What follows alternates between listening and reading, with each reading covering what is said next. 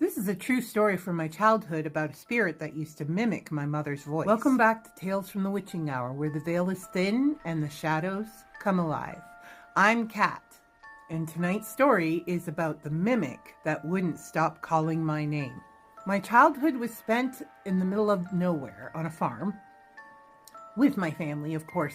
However, the farm was distinctly away from anyone else. Like, the nearest neighbor was at least 1.5 to 2 miles away.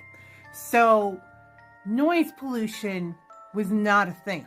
It was quiet. Sometimes the quiet of the farm was almost oppressive and heavy.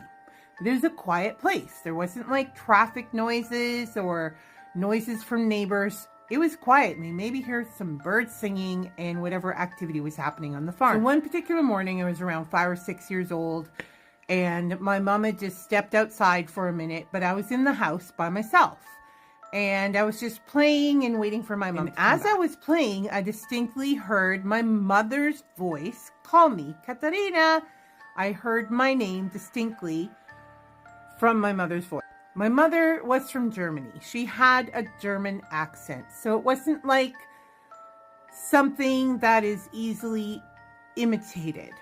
The sound of the voice was also from inside the house, so it couldn't have been some kind of bird mimicking my mother. Like, this sound came distinctly from inside the house. And that was what sent the chills down my spine, because I knew that my mother was not in the house. So I'm like, what the hell just called me with my mother's voice? It wasn't my mother. This thing used to call me on a regular basis. Call me with my mother's voice.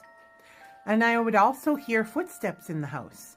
Soft, dragging footsteps whenever I was in the house. The house was haunted.